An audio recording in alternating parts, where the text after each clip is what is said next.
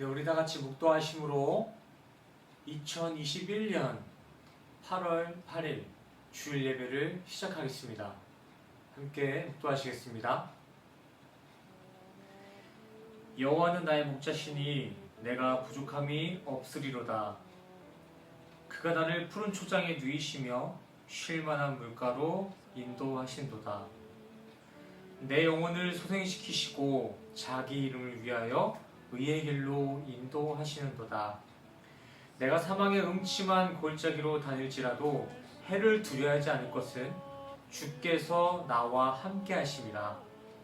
주의 지팡이와 막대기가 나를 안위하시나이다. 주께서 내 원수의 목전에서 내게 상을 베푸시고 기름으로 내 머리에 바르셨으니 내 잔이 넘치나이다. 나의 평상의 선하심과 인자하심이 정녕 나를 따르리니 내가 여호와의 집에 영원히 거하리로다. 아멘. 네, 우리 다 같이 일어나셔서 사도신경으로 신앙 고백하며 나아가시겠습니다. 다 같이 사도신경 고백하시겠습니다. 전능하사 천지를 만드신 하나님 아버지를 내가 믿사오며 그 외아들 우리 주 예수 그리스도를 믿사오니 이는 성령으로 잉태하사 동정녀 마리아에게 나시고 본디오 빌라도에게 고난을 받으사 십자가에 못 박혀 죽으시고 장사한 지 사흘 만에 죽은 자 가운데서 다시 살아나시며 하늘에 오르사 전능하신 하나님 우편에 앉아 계시다가 저리로서 산자와 죽은 자를 심판하러 오시리라. 성령을 믿사오며 거룩한 공예와 성도가 서로 교통하는 것과 죄를 사하여 주시는 것과 몸이 다시 사는 것과 영원히 사는 것을 믿사옵나이다. 아멘. 네, 모두 착석해 주세요. 네, 오늘 본문 말씀은 마태복음 6장 9절에서 13절까지 되겠습니다. 마태복음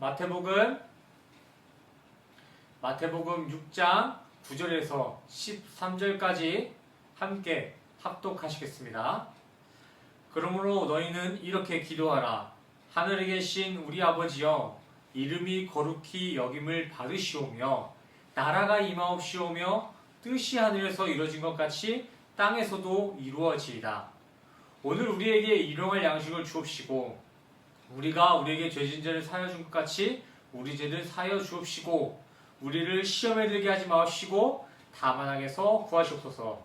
나라와 권세와 영광이 아버지께 영원히 있사옵나이다. 아멘.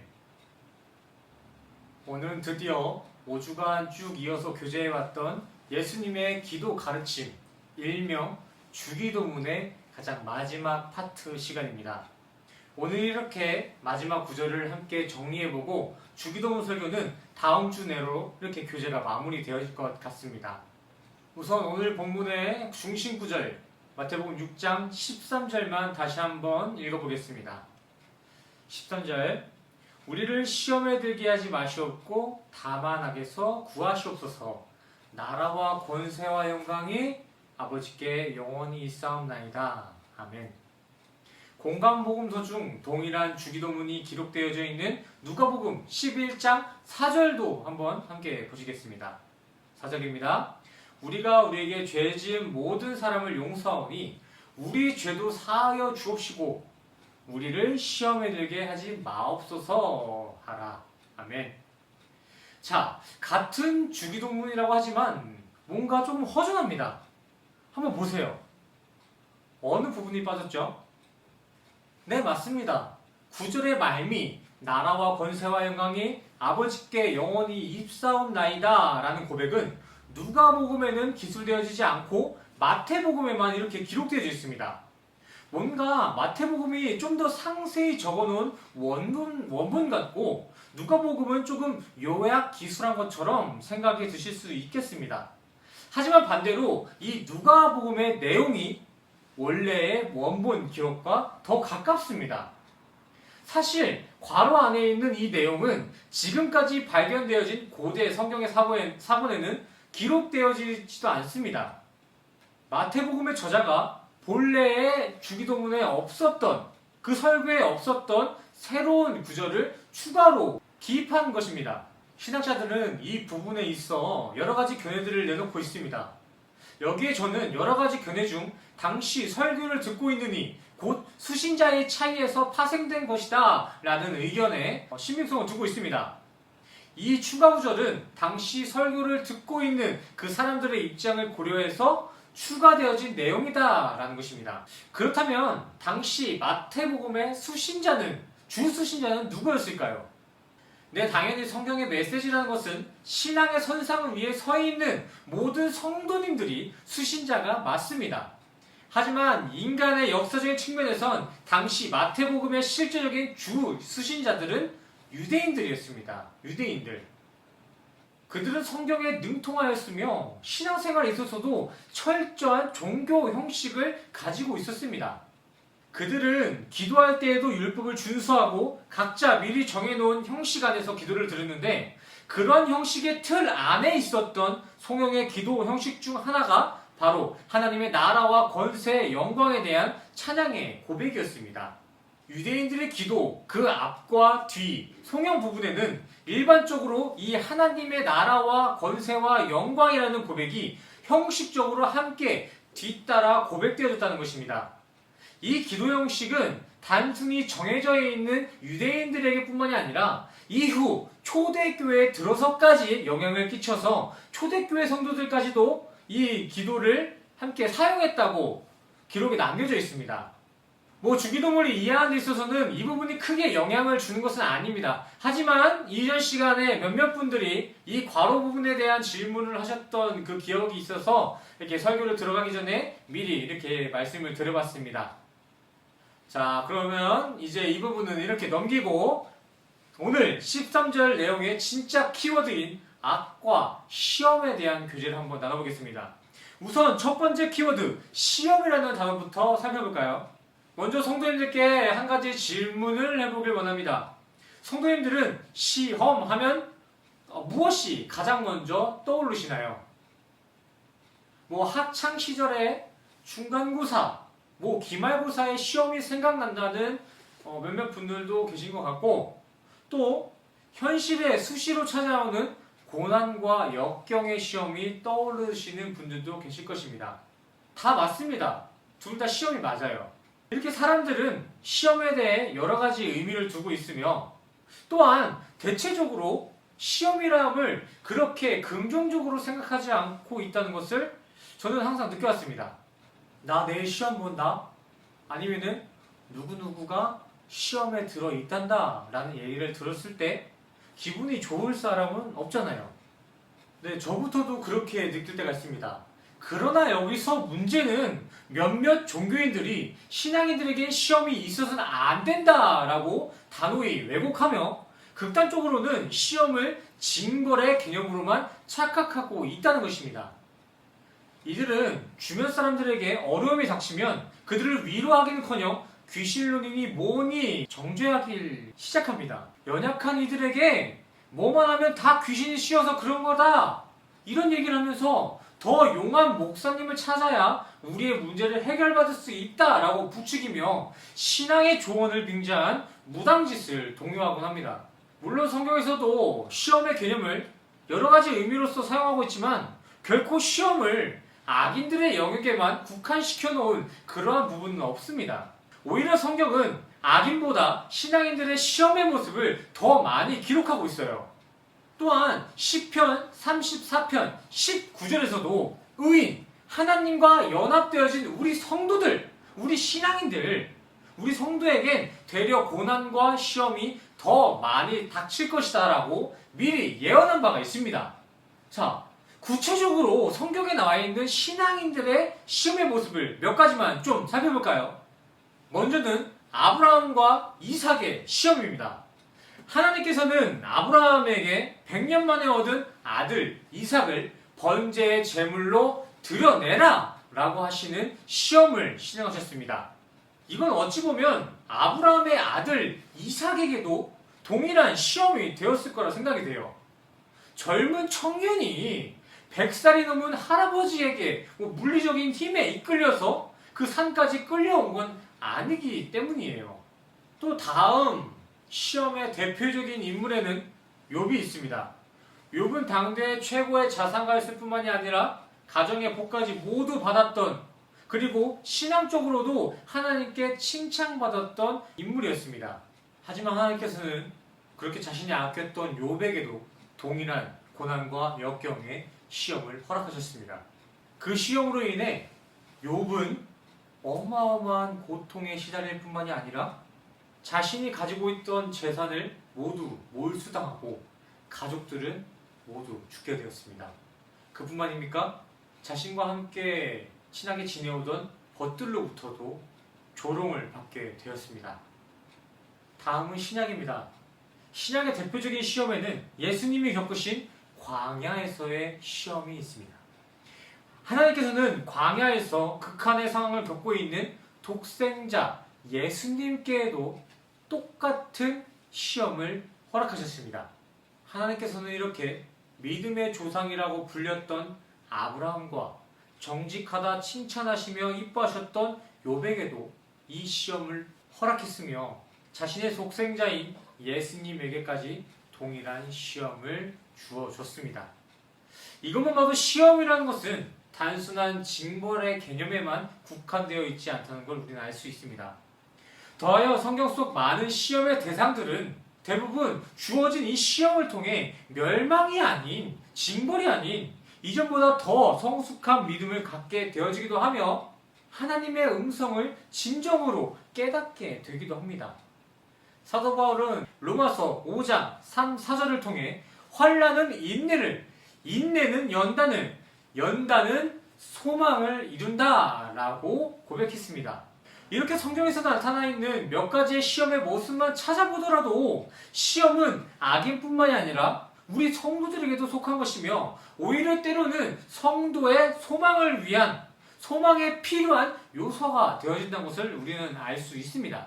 되려 시험이라는 것을 악인의 영역에만 이렇게 제한시켜두는 것은 그것은 하나님의 전적인 주권, 전적인 섭리를 무시하는 것이기도 합니다. 말씀 한 구절 보시겠습니다. 신명기 32장 39절입니다. 이제는 나 곧 내가 그인 줄 알라. 나와 함께하는 신이 없도다. 내가 죽이기도 하며 살리기도 하며 상하기도 하며 낫게도 하니 내 손에서 능히 건질 자가 없도다. 사무엘상 2장 6절에서 7절 말씀도 한번 보실게요. 여호와는 죽이기도 하시고 살리기도 하시며 음부에 내리기도 하시고 올리기도 하시는도다. 여호와는 가난하기도 하시고 부하기도 하시며 낮추기도 하시고 높이기도 하시는도다. 악도 선도 모두 하나님의 영역이며 우리를 고난과 역경에 빠지게 하는 이 시험이나 우리를 부욕해 하는 풍요의 축복 또한 이 모두가 하나님의 거룩이라는 영역 안에 속해 있다는 것입니다. 여기서의 결론은 눈에 드러나는, 눈에서 볼 수 있는 시험의 현상들에 있어 고지론이다, 귀신론이다 하면서 우리가 임의대로 그 영역을 제한시키거나 정해서는 안 된다는 것입니다. 하나님의 전적인 주권을 신뢰하는 우리 성도들에겐 환난과 역경의 시험 가운데서도 이 소망이 발견되어져야 합니다. 지금 내게 주어진 시험 또한 우리를 향한 하나님의 허락한 섭리임을 기억해야 된다는 것입니다. 100번 양보해서 시험이 사탄의 단독 행보라고 할지라도 결국 사탄이든 악이든 그 자체 모든 것이 다 하나님의 영역, 그 하나님의 손 아래에 있다는 것이에요. 하나님은 선하기만 하시기 때문에 악을 취급하지 못하시고 그 악을 다른 영역에 놓으셨다고요? 그건 아닙니다. 하나님은 선에만 이렇게 갇혀 계셔서 도저히 악을 다루실 수 없는 존재가 아니라 하나님께는 이 악이라는 게 있을 수가 없어요. 악이라는 게 없어요. 왜냐하면 하나님께서는 그가 행하시는 모든 일을 모두 합육시켜서 결국 그 악 또한도 선의 모습으로 빚어가시기 때문입니다. 우리는 이러한 하나님의 관점을 먼저 잘 이해하고 신앙생활을 임하셔야만이 우리에게 주어진 모든 상황 속에서도 주님의 우주적인 섭리를 인지할 수 있고 환난 중에서도 소망이라는 꽃을 피울 수 있는 믿음의 성도가 될 수 있는 것입니다. 하지만 또 오늘 본문에서는 이러한 시험에 빠지지 않게 해달라는 어찌 보면 회피성의 표현을 사용하고 있습니다.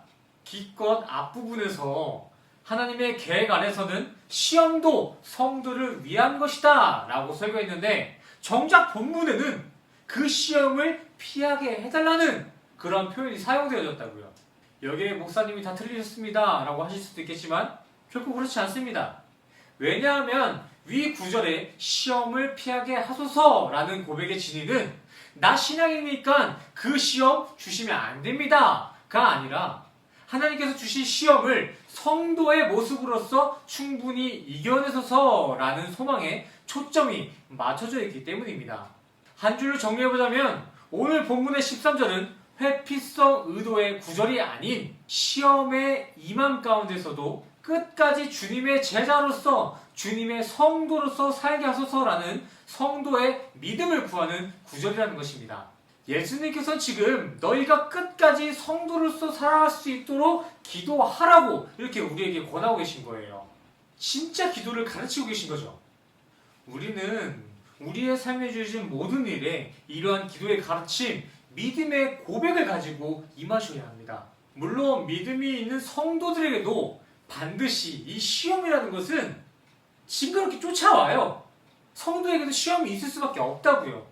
하지만 그 시험을 완전히 이기고 그 시험을 감당해낼 수 있는 것 또한 이 믿음뿐입니다. 사도 바울은 시험에 있어서 이렇게 얘기하였습니다. 우리가 시험에 당함에 있어서는 우리가 감당할 시험밖에 없었다라고 말했습니다. 우리가 겪는 환난과 고난의 시험이 결코 가볍다는 것을 얘기하고 있는 것이 아닙니다.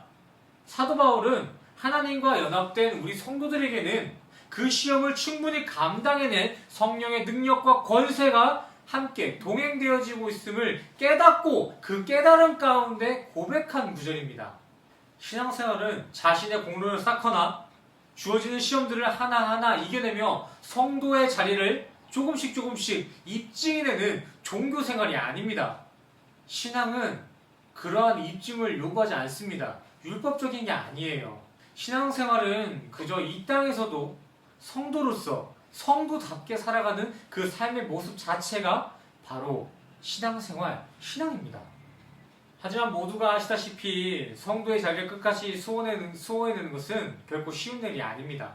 우리의 영은 순간순간마다 과거의 죄성에 있었던 나와 하나님을 더 깊이 알아가는 과정에 놓여있는 그 나의 자신과의 그 영적 전쟁을 치르고 있기 때문이에요. 우리는 매일 매순간 거듭나기 이전에 나의 습성을 통해 다가오는 시험에 대항하며 소망을 지켜내셔야 합니다.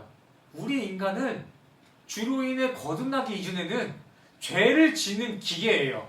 죄를 짓는 자판기라고요. Not able not to sin. 죄를 안 지을래야 안 지을 수 없는 존재예요.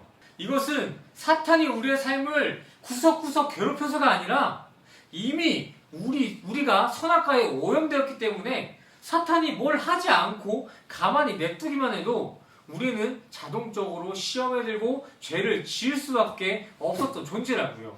우리는 매 순간 과거의 죄성의 그 죄의 자판기의 모습과 매일매일 매 순간순간 이러한 영적 싸움을 싸우고 있는 거예요. 더하여 이러한 싸움이 바로 성도들이 겪고 있는 그 시험의 뿌리가 됩니다. 개신교 영성신학의 선도자인 유진 피터슨 목사님 또한 이와 같은 입장에 서서 구절들을 이렇게 번역해 놓았습니다. 유진 피터슨 목사님의 메시지 S 성경을 한번 보시겠습니다. 13절입니다. 우리를 우리 자신에게서와 마귀에게서 안전하게 지켜주소서.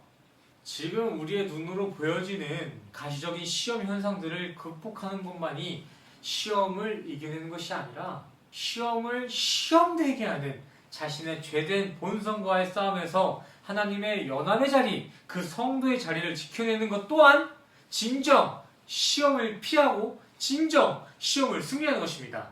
시험이라는 것은 하나님의 뜻에 따라서 우리 인간 모두에게 주어지는 것이지만 결코 이 시험이라는 것에 있어서 우리 성도들에게는 그것을 피해도 되고 안 피해도 되는 이러한 선택의 여지가 남아있지 않습니다. 하나님께서는 야고보서 1장 12절의 말씀을 통해 휘품에노 시험을 인내하는 자만이 복을 얻는다. 시험을 피해낸 자들만이 주께서 사랑으로 약속했던 그 영생의 면류관이 수여될 것이다 라고 기록되어져 있기 때문입니다. 물론 성도에게 주어지는 시험의 과정은 우리 인간이 느끼기에는 너무 따갑고 혹독하게 다가올 때가 있습니다. 우리 인간은 연약하여서 때로는 그 시험으로 인해 낭망하고 더하여 그 시험으로 인해 신앙을 저버리는 안타까운 상황 또한 마주하기도 합니다. 이것은 자신의 신앙을 어렵게 하는 이러한 시험의 형태들은 악의 영역이지 결코 주님의 영역이 아니다 라고 생각하는 그 착각에서부터 파생되어진 것입니다. 영생을 꿈꾸는 우리 성도님들은 반드시 기억하시길 바랍니다. 선하신 주님께서는 세상의 의로운 모습으로 뿐만이 아닌 우리를 시험케 하는 혹독함과 그 따가움을 통해서까지도 우리의 처절한 죄인의 모습을 장차 맞이해야 할 천국의 가장 적합한 이로서 빚어주십니다. 주님의 속성이 사랑과 선이시듯 주님께서 행하시는 시험의 본질 또한도 궁극적으로는 우리 죄인들을 하나님 나라 백성으로서 거듭나기 위한 사랑의 수단, 구원의 솔루션일 수밖에 없습니다.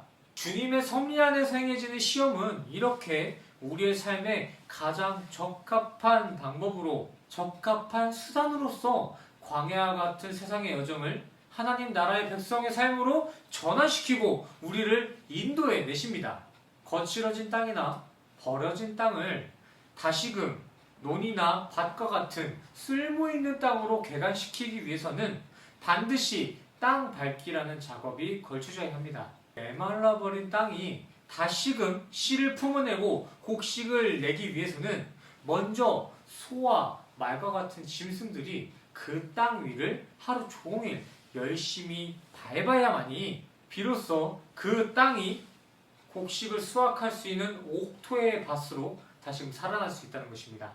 물론 빛과 수분도 대지에 중요한 역할을 하지만 근방에 햇빛이 많이 들고 물이 풍부히 흐른다고 해도 밭의 기능을 되찾지 못하는 경우가 있는데 그럴 때 땅 밟기 작업이 그러한 푸석푸석한 땅을 살려내는 유일한 키가 되기도 합니다. 이러한 케이스의 땅은 아무리 그곳에 몇 날 며칠 물을 갖다 붓는다고 해도 결코 변하지 않습니다. 이러한 경우에 처해져 있는 땅에는 가장 적합한 솔루션이 바로 햇빛이나 물이 아닌 땅밟기입니다. 땅밟기. 우리의 삶을 경작하시는 농부 되시는 하나님께서 거룩히 일하시는 데 있어서도 이와 마찬가지입니다.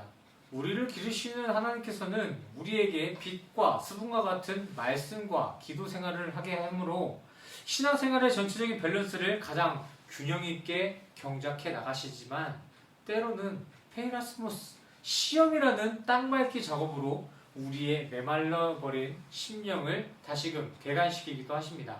이때 우리는 영적 땅밟기 작업에 때론 정말 짐승이 나를 짓밟는 듯한 아픔이 있을 수 있습니다. 마음에 멍이 들 수도 있고요. 또 때로는 더 이상 풍요로운 땅으로서 살기 싫습니다. 난 그렇게 살기를 포기하겠습니다. 라는 낭망에 빠져들 때도 있을 것입니다. 하지만 반드시 기억하셔야 됩니다. 우리 성도들이 겪는 이러한 고난과 역경의 땅밟기 시험은 베드로전서 5장 10절의 말씀과 같이 묵시 가운데에서는 찰나의 순간일 뿐입니다. 하지만 땅밟기 시험의 인내의 과정은 로마서 18절의 말씀과 같이 우리가 장차 맞이할 영원한 영광에는 비교할 수도 없는 생명의 면류관으로서 귀결되어질 것입니다. 물론 우리에게 주어지는 이 광야의 여정 속 시험들은 우리를 호락호락하게 냅두지는 않을 것입니다. 하지만 이렇게 시험을 당하는 가운데서도 더욱더 주님의 천국 소망을 기억하시고 잘 수호해내셔서 닥쳐오는 모든 시험들의 과정 가운데서도 인내와 연단의 소망의 꽃을 피워내시는 향기로운 우리 새생명교회 성도님 되시기를 간절히 소원합니다. 네, 오늘 교재는 여기서 마무리하고 남아있는 악에 대한 교재 내용은 다음 주에 마지막으로 함께 교재 나누고 끝내겠습니다. 기도하시겠습니다. 사랑과 은혜가 많으신 하나님 아버지, 오늘 우리에게 주신 말씀을 통해 시험은 믿지 않는 이들에게만 나타나는 형벌이 아닌 주님을 믿는 사람에게 또한 동일이 주어진다는 것을 깨닫게 됐습니다. 하지만 그럼에도 시험과 고난을 온전히 극복하고 이겨낼 수 있는 것은 성도들의 믿음뿐인 줄 믿습니다. 이 믿음 더욱 굳세라 라는 찬양의 가사와 같이 시험에 있어서는 더욱 주가 주시는 믿음을 붙잡게 하여 주시옵소서. 그리하여 주어지는 시험의 환난 속에서도 연단과 인내를 배우고 결국엔 하나님의 선하심으로 소망을 꽃피우게 하여 주시옵소서. 더하여 이 시간 주님이 주신 은혜에 감사하는 마음을 가지고 주님 앞에 봉헌하는 이들이 있습니다. 이들의 헌금은 결코 재산이 넉넉해서 하는 것이 아닙니다. 또한 내가 받고자 하는 복을 열심히 빌어보고자 하는 복채도 아닙니다. 온전히 마음의 중심으로 주님 앞에 드리는 봉헌이오니 우리의 깊은 곳까지 관찰하시고 우리의 마음을 기뻐 받아 주시옵소서. 주님, 한 주간을 다시 살아갑니다. 우리를 천국으로 인도하시기 위해 수단과 방법을 가리시지 않는 주님의 열심을 삶으로 깨달을 수 있는 한 주가 될 수 있도록 주님 도우시고 인도하여 주시옵소서. 모든 것 감사드리며 예수 그리스도의 이름으로 기도드렸습니다. 아멘. 네, 우리 다 같이 가슴에 손을 얹으시고 함께 축도하며 나아가시겠습니다. 축도하시겠습니다. 지금은 우리 주 예수 그리스도의 은혜와 십자가에서 완성하신 주님의 사랑과 시험을 이기게 하는 주님의 믿음이 지금 이 자리에 모이신 모든 성도님들의 머리머리 위에 지금으로부터 영원까지 함께 하시기를 간절히 축원하옵나이다. 아멘.